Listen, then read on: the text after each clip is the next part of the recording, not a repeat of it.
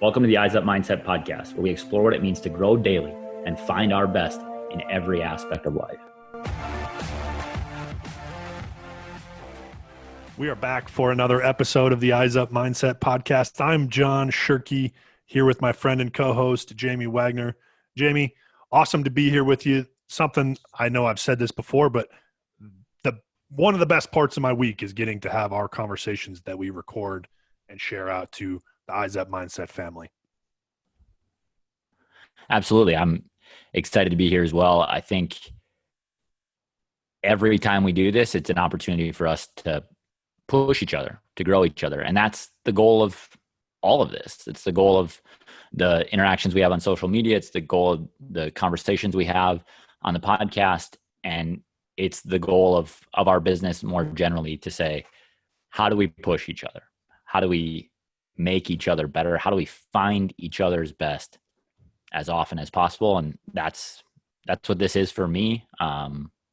And preparing for the podcast, that's something that the listeners don't get to be a part of, is also doing that.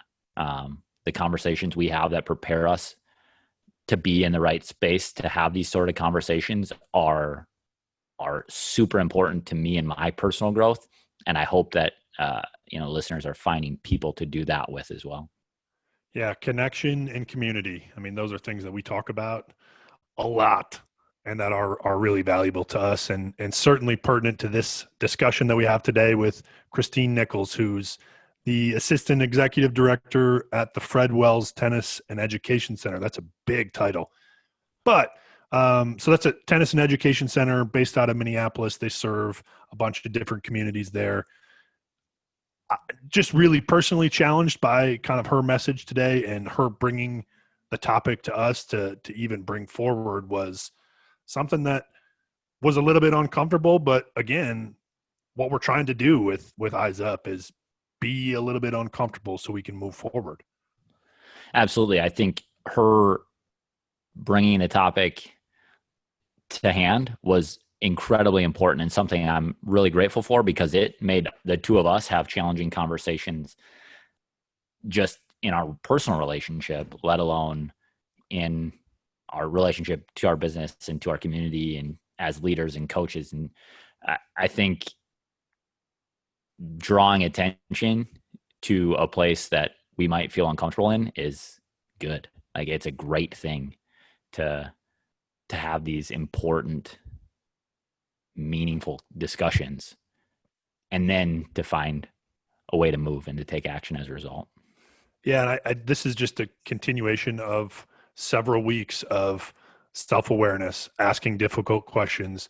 And now we get to, let's look at what our blind spots are, what our biases are that prevent us from performing at a high level, but also how does that impact the people that we're leading or that we are in community with, and how does that hinder their performance and their opportunities? So certainly an awesome challenge and an awesome conversation.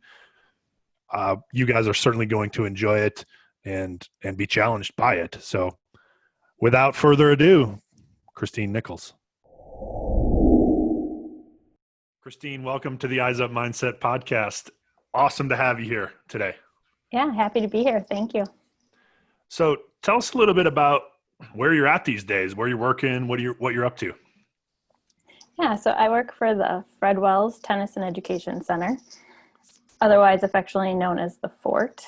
We are a public indoor tennis facility and a tennis-based youth development nonprofit that's located near the border of Minneapolis and St. Paul.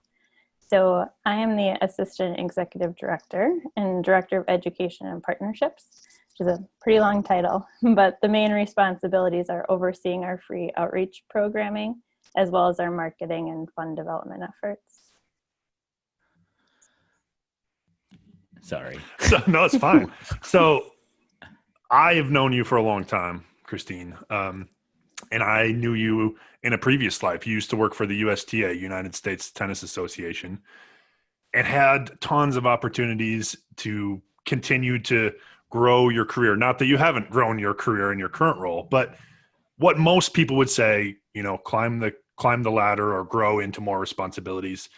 And you made the decision at some point to go work for a nonprofit in Minneapolis serving, local communities rather than kind of a more of a national organization. Tell us a little bit about how you got to that decision or why you decided to do that. Some of the factors that contributed to that. Yeah, and it's a little bit backwards compared to how a lot of people approach it, where you work in the local community and then you go national, you go up. But I really loved and appreciated my time with the USTA and the opportunity to work for a national governing body that's so dedicated to growing the sport at the local level. So it was really fun and fulfilling to work with communities on a range of things, from facility projects to starting new programming or capacity building efforts. But where I found the most purpose was when I was working with what are called National and Junior Tennis and Learning chapters, or NJTLs, that are focused really intentionally on breaking down barriers to participation and ensuring that underrepresented youth not only have the opportunity to get introduced to the game, but to really find their place within it and use it as a vehicle for positive youth development and personal growth. So the Ford is an NJGL chapter that I had been working with closely for many, many years. And it's an organization that has such a unique small town vibe to it, which just feels like home for me. So when an opportunity presented itself to work more directly with enhancing the lives of young people through sport and connecting them with a supportive community that I love so much, it was just something that I couldn't pass up. So talk a little bit about the scope of kind of the organization. How many people do you guys serve? What communities, how many employees, that sort of thing? Yeah, so our organizations, we operate 9 indoor tennis courts. So we have a pretty large staff of about 25 people that work throughout the organization, both on the public tennis facility, kind of more fee-based side, as well as what we call our free Tennis Works outreach program. And Tennis Works serves about 1,000 youth every year through free programming that combines tennis as well as social emotional skill development and some life skills. I would say in the era of COVID, we have pivoted. So some of our programs that were more broad exposure, so like free drop-in tennis on Friday nights for middle school and high school kids, that reached a lot of kids, but that was a high energy, like youth driven space that it's really hard to keep social distancing and some different parameters or like safety precautions that you need in place. So since March, we have really been focused on students that were in our after school programs. We have about 75 families that we really know those kids. They're with us a couple times a week throughout the year. So I said 1,000, that's a broad number, that's all of our programs, but we really try to go deep with our relationships more than broad. So especially since last March, we've really been dialing in on a smaller number of students and going deeper. So it's safe. Sorry. So I was just one comment. It's safe to say that, like you said, you go deeper. It's much more than tennis lessons or providing tennis lessons. It's about building relationships, building community, which is what, our passion is too, in the lens of sports and mindset and who we choose to engage with as well. Yeah, tennis is just the vehicle, right? It's the connector. It's how you're part of a supportive community. And I love sport. That's why I've been involved in it as an avenue for personal growth, so you can get all the different experiences. My first leadership position, you could say, was probably being a captain of a high school team. Like there's so much to learn within it. But beyond that, I think it's just the social connections and having more people rooting for you and helping you out. And that's where the beauty is. I think John touched on something really important. We have this business that is about connecting a community of people that desire to grow and get better and to change the way that we think about getting better. I think one of the things that we as coaches, leaders, community members might struggle with at times is what we don't think about, the things that we ignore or that we have some blind spots around, maybe some bias even that we bring to our practices, and your passion clearly is working around some of those things and helping to create more inclusive environments that go beyond some of these blind spots. Somebody's listening out there and going, how do I break down some of these barriers that I don't see because I want to come out here and win, and that as coaches, that's sometimes what our focus is. I want to build these athletes in such a way that they can do the scheme, they can do the skill, and that's going to help us win. But what are we missing as coaches that might help us win, that might help us grow people and relationships and communities? There's a lot there. Yeah, certainly. So I think a first step for someone listening is just to recognize that we all do have blind spots. We all do have implicit biases. And we have to be willing to do the work to educate ourselves and be open to feedback and personal reflection. So many times I think programs get designed based on the life experience and the perspective of the coaches or the administrators. And they put it out there, and then they kind of wonder why they don't have a super diverse group of participants. And that's where you have to take a step back and reflect on the opportunity gap, first it's access. So are your programs responsive to the needs of the broader community? Whether it's cost, transportation, can they navigate the sign-up process, the schedule, is language a barrier? There's so many different ways to look at your program through an equity lens to make sure that it's accessible. And then the second piece of that is, if they do get to your program and they sign up, how do you ensure that they have a positive experience and that it's safe and it's supportive and they don't feel like an outsider and they can really be their full self within that program? And sometimes it's within that there's a little bit of a culture clash, or that's where some blind spots, or you might inadvertently be kind of telling those kids that this isn't a place for them when that's not your intention. Do you have any personal experience with something like that, where you've put something out there as a set of expectations and maybe after the fact realized I probably created an expectation that wasn't fair to these athletes or these young people? Yeah, well, and since COVID is so fresh in our minds, I think the pandemic is just shining such a bright light on some inequities within our society. So one example of that was this past spring. We were seeing our kids twice a week, and then all of a sudden schools pivoted, went into distance learning. We had stay-at-home orders. So as coaches, we immediately started mailing home like personal notes to students, making sure that they knew that we were still thinking about them, and wanted to share some insight into our lives and how we were staying healthy physically, emotionally. So many of us wrote about like taking long walks.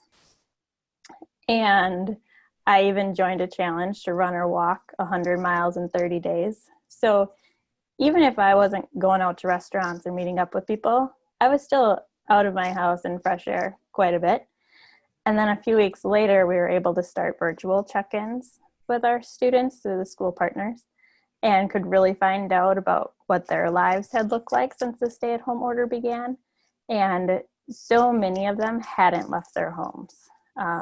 So while I was out running and walking every single day and talking about how that was so good for my physical and mental health, they were cooped up in tight spaces indoors for a number of very valid reasons centered around their safety. So it was like, whoa, like wake up call. Like, let's talk about self-care. Let's talk about ways to still stay fit, but let's talk about things that you can do inside and that you don't need a lot of equipment for. And so just needing to pivot, because with like their reality during the stay-at-home order was so different than what my reality was. I think I had a similar experience, not with COVID or a worldwide pandemic, but when I was in Colorado and coaching football, I lived in, Frisco, Colorado, Summit County, which is a fairly diverse part of Colorado in terms of socioeconomic, racial, language barriers. You talked about transportation, you talked about access.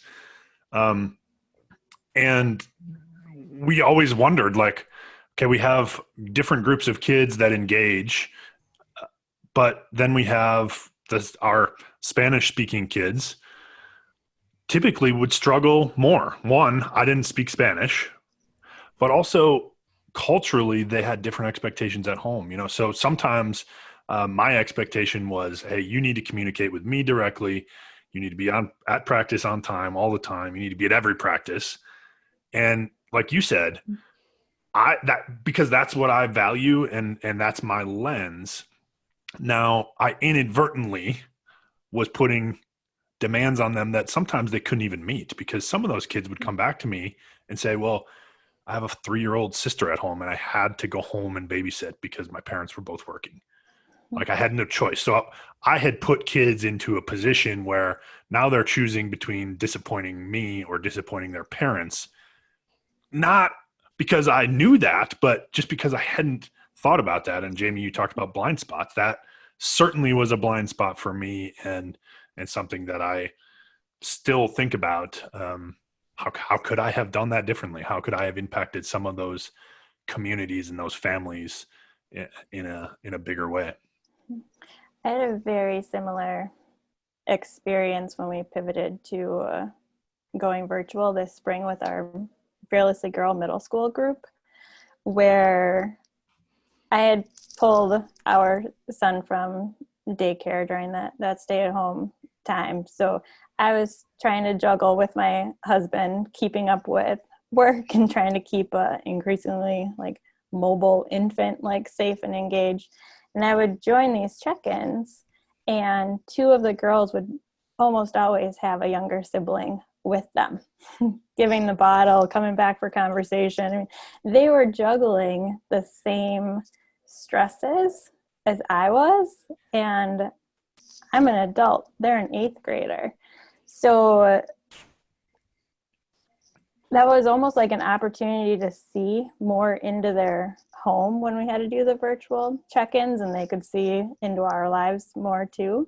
So now that we're back to doing some more in-person, just I have such a greater appreciation for everything that they're juggling. And you don't need to lower expectations, but you need to provide space for conversation. So if they can't make it there all the time, or they're going to be late, that the trust is there so you can have a conversation and say, well, yeah, like, we're supporting you. We want you to be the best sister and daughter that you can be too, and not make it seem like you're either letting your teammates down or you're letting your family down.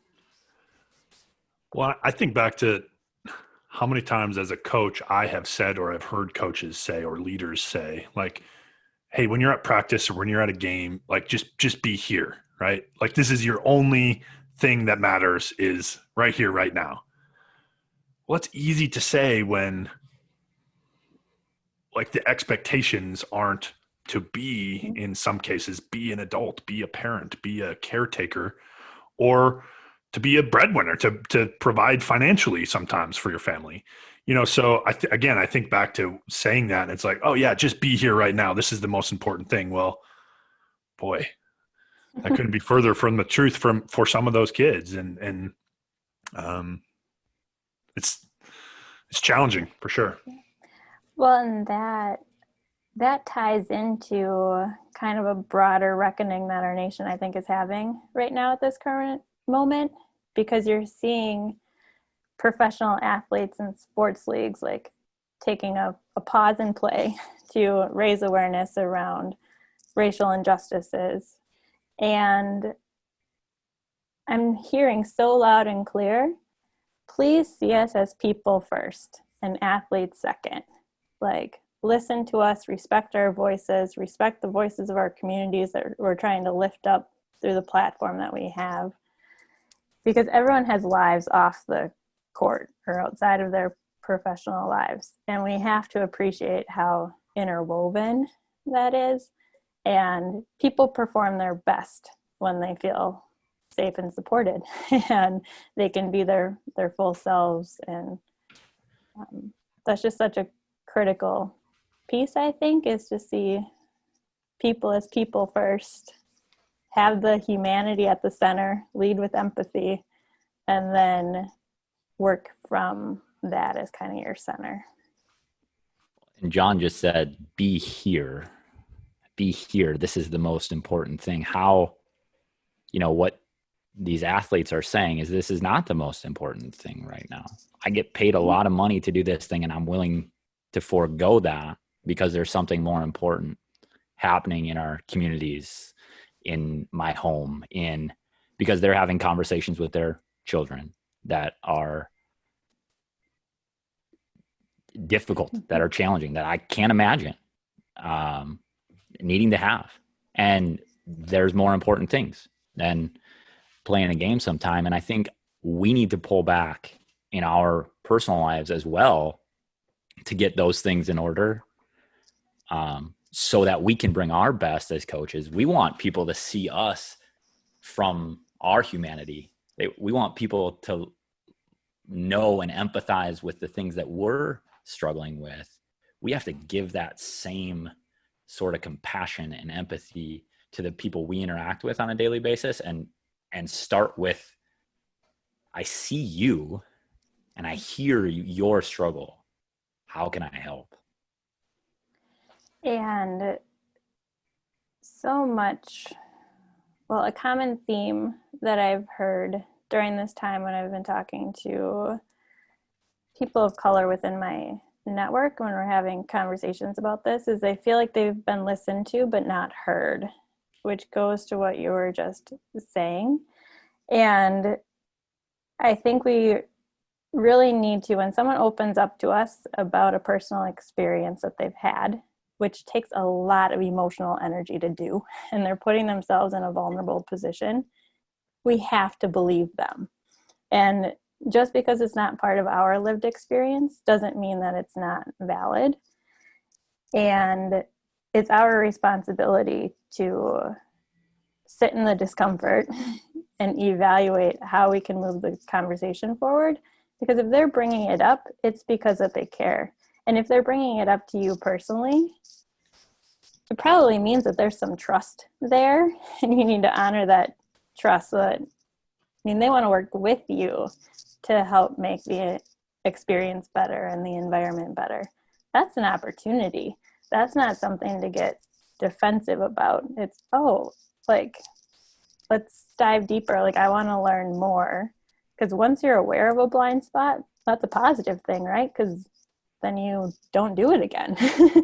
And again, we all have them. We're not bad people if you have a blind spot. It's, do you take ownership of it to learn from it?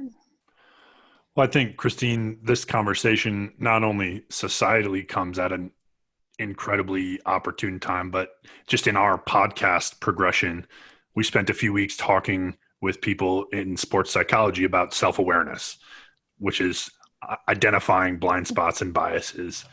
And then we talked about, just Jamie and I had a conversation about asking ourselves difficult questions and wrestling with questions in our own personal lives that challenge us, and identifying why we aren't willing to go there. And sitting in that discomfort, like you said. And then our last conversation was with Holly Hoffman. She was on Survivor, and she talked about, not just surviving, but thriving and taking opportunities to grow into those places of discomfort. So it's crazy how many, each time we have a conversation, it's just connected. I don't know. I don't have a question. It's just, I think it leads me to a question, John. It leads me to this. What are our next steps? How do we move beyond? And at times we have to be just focused on listening and hearing and understanding that someone is trying to survive a very challenging situation mentally, physically, potentially. And if that's the case, obviously we as coaches need to say something and do something and take action.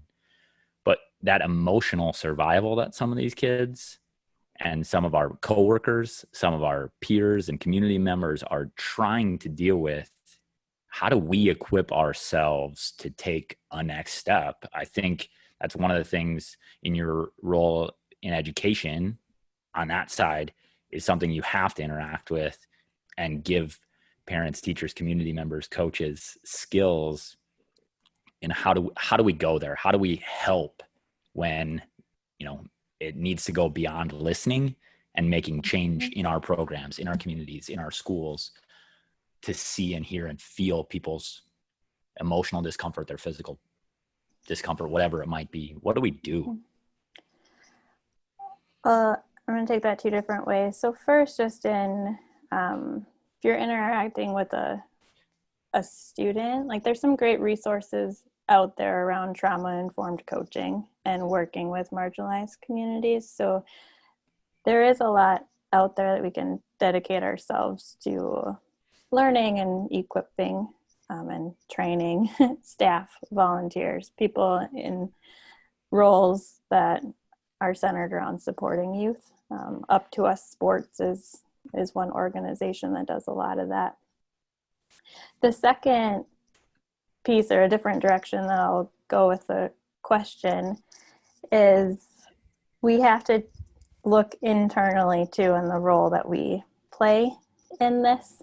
And so many times, especially when we're talking about racial inequities, I think it's placed on, well, people of color hold that race discussion when like white's a race too. Like our society is centered around whiteness in many ways, within our schools, our institutions, our workplaces, in pop culture, in many ways.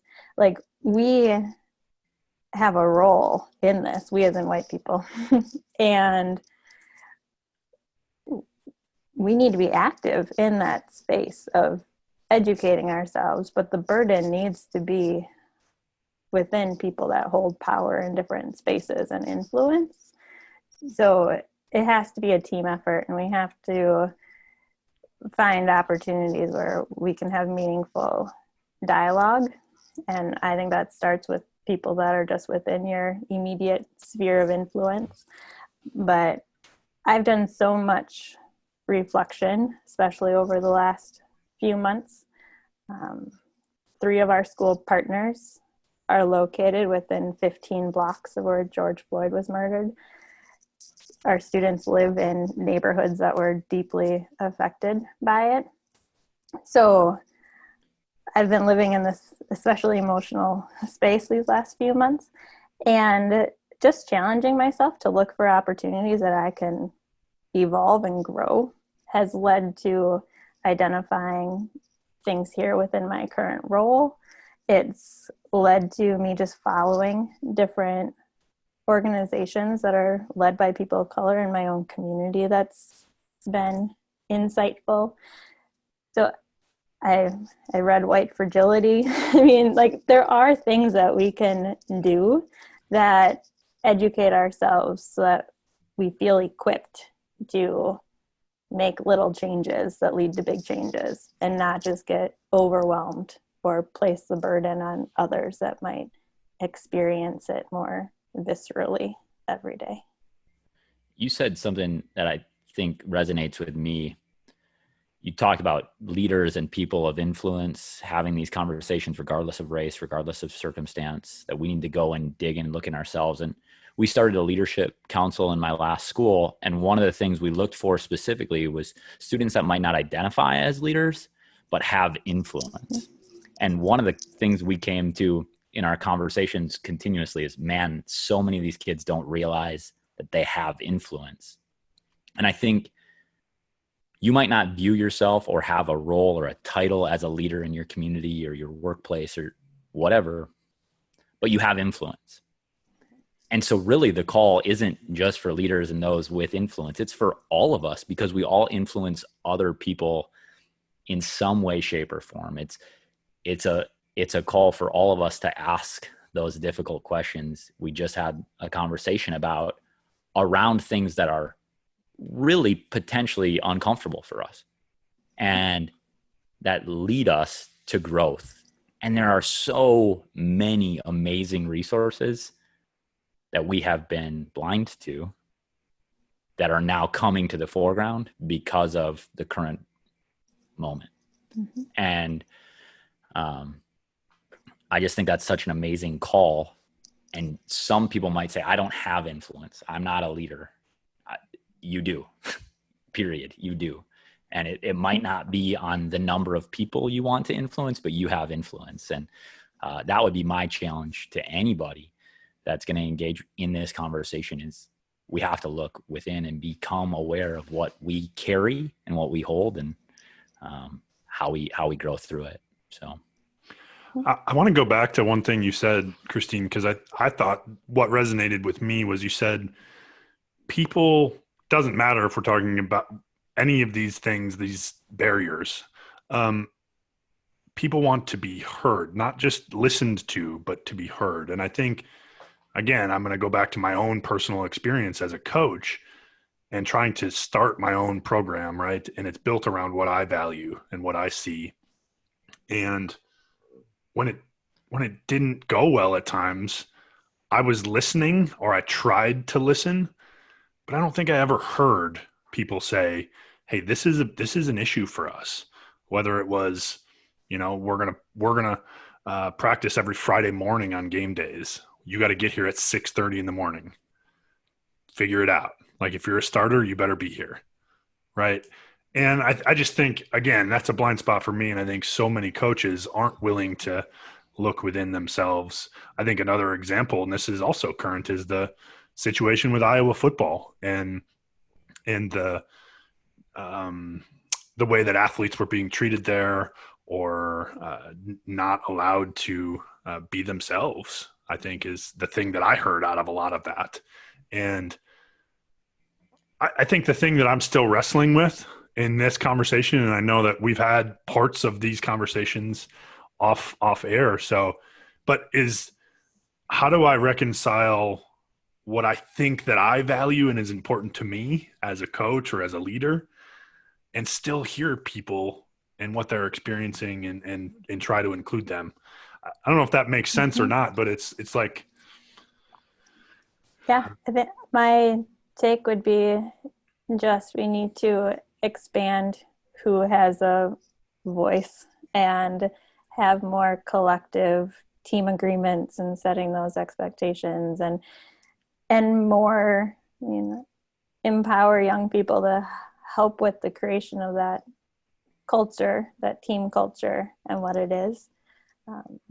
So many times there's so much code switching that's going on as kids try to fit into a certain system or a certain culture, where if they were part of helping create it, then it's going to be more free flowing and people will feel more at ease and more invested because they also have a say in how things are run and what those expectations are. And hopefully there's enough trust there. So when blind spots occur, which they will, it can kind of be addressed right away. I think we're seeing a lot of cases like the Iowa football program where maybe it's even alumni that are like, oh yeah, this was my experience there. It was horrible. And you need to receive the feedback whenever it occurs, but ideally it occurs in a more of a timely manner and there's that trust there and everyone feels empowered to contribute, so you can address it right away. Well, like you just said it comes back to relationships, right? We have to create relationships individually with our communities, within our communities, in order to do any of this work. And how do you do that? You listen, you talk, you get perspectives, you get input. You directed us to the Aspen Institute, which you have used and worked with. And one of their kind of checkpoints for coaches to think about is to focus on things like autonomy and learning and effort rather than the pieces that so many of us want to control, right? I want to focus on these little details because we think they matter. And one of the things in reading some of their resources, it was just like what you're saying by allowing student input or cultural input, group input, is to allow autonomy that gives them some sense of empowerment. When then we focus on effort and how much effort they're giving, they feel in control of that effort, and we praise and give conscious awareness of that sort of thing. We now build in some of the skills that are that autonomous, powerful feeling sort of skills, because it's not about, did I wear the right shirt or tie? It's, I gave great effort today and my coaches praised that. And now they've actually asked for my opinion. And so I'm a little bit autonomous about how do I give feedback. And I think that Aspen Institute resource, I spent a ton of time kind of combing it, because it's just, that would be a great recommendation that you gave us that I would encourage other people to check out as well. But what can we learn? How can we create autonomy? And can we focus on things like effort rather than the pieces of the culture that we think are important or that embody our experience? And those pieces also translate so well to other aspects of their life, like giving full effort and seeing that when you put in effort, great things can happen or you grow. So it's really cool to help kids recognize those aspects of it, other than, oh yeah, we won today or we lost today or I hit a great forehand today. It was like, well, what went into those outcomes that you can draw attention to? Because later when they encounter another situation that might be similar but in a different aspect of their life, they can draw back on that experience. No, I was just going to say, in working with teams or organizations, we talk about process versus outcome all the time. And that's just an example, Jamie. When I heard you talking about those things, it's like, that's the process, right? And as coaches, we talk about that all the time. As leaders, we talk about that all the time. But, and so many of our conversations, we can do this in parts of our life. And then in other areas, we just want to focus on the outcomes again, you know? And so it's a continuous process of how do we find these areas where we're struggling, ask these difficult questions, engage with them, get feedback, listen to others, and build relationships. Boy, there's a lot in there I just said that's really convicting, though. And really hard. Yeah. Well, and I think, the beauty of sport, in my opinion, why I get so excited about it, is there's so much tangible experience within learning how to play a sport that helps you develop that growth mindset that shows you oh, if I follow these steps and I dedicate myself, I can get better. And that will give you the confidence to try something new in other areas of your life or to stick with it. Sport is just a little microcosm of a broader society, and it's such a great vehicle for building community, for being introduced to people that you might not otherwise cross paths with, to try on different roles within a team, to tackle different approaches to learning a new skill. So it's easy Two to, things sorry, yeah. Go ahead. I was just going to say it's easy to ramble with this because you get so excited about the power within it.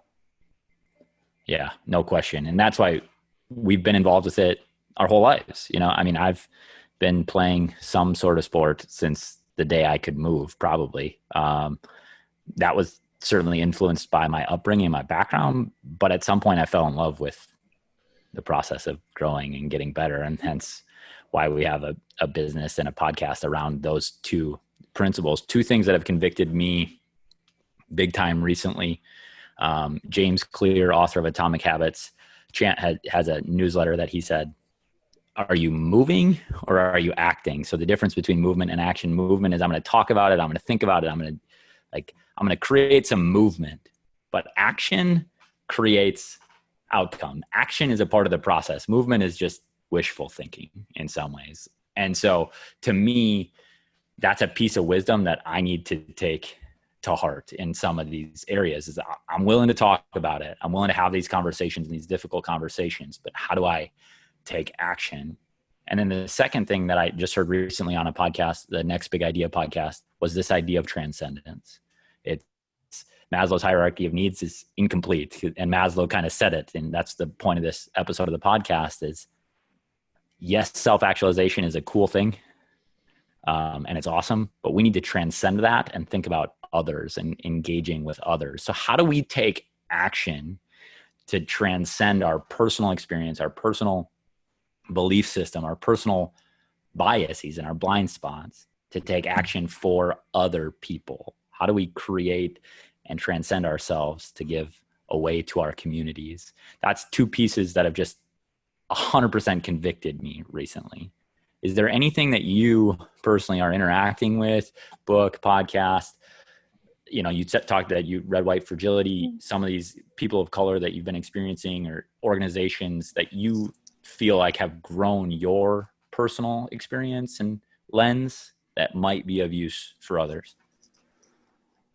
Yeah, I mean, first you drew attention to the Aspen Institute. So it's specifically the Aspen Institute's Project Play initiative, which is focused around the role that sport plays in building healthy communities. So if listeners are interested in that intersection between sport and healthy communities, there's such a wealth of information, and they have specific resources for parents, for coaches, for administrators.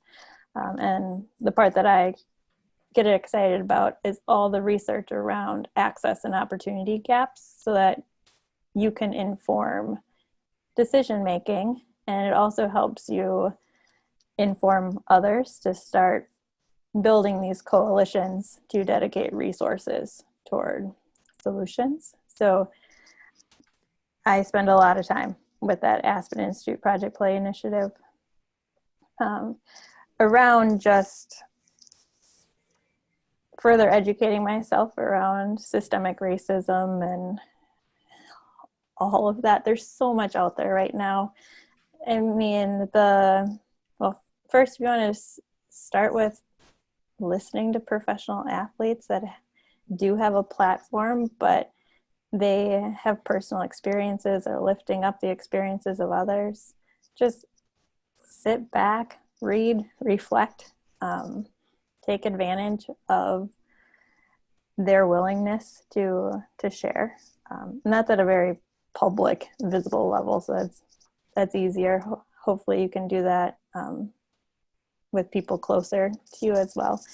But the New York Times created the 1619 project that was around just slavery and Reconstruction. And I mean, it's a multi-dimensional kind of project with podcasts and documentaries and things tied to it. So that's a great place. I mean, if you're interested and you just start looking, you're going to go down a rabbit hole and you're going to find so much that you can reflect on and grow from. Well, and I think, again, to reference a recent conversation we had, it's about having opportunities and then being willing to take that next step or walk through that door like Holly talked about. And I think that's where hopefully, I mean, everyone is at that door right now. It's wide open. You said there's so much stuff out there. What are you willing to engage with? What are you willing to challenge yourself with? And for some people, it might be a little bit, and some people, it might be a little bit more. Hopefully it's a little bit more, and you can challenge and grow yourself and then grow the people around you as well. Little ripples equal big action. Well, we appreciate you coming on. It's certainly a challenging, I know we talked ahead of time. This was going to be a challenge for all of us, but it was also going to grow us all. So appreciate you coming on and sharing your story and kind of your experiences. Yeah, I appreciate the opportunity. Thank you. Christine challenges us to seek out the blind spots in our lives and the biases that we have that impact not only our own performance, but the performance of our athletes, our employees, and our communities. In order to do this, we must be willing to educate ourselves, to listen, and to make sure that people are being heard. I shared my story that I don't know that I always heard my athletes and my parents when I was coaching football in Colorado. That's something that I'm working on. What are you willing to work on or identify as a blind spot in your own life? The process is the same whether we're talking about the larger societal conversation that we just had, or your situations at work or in your relationships.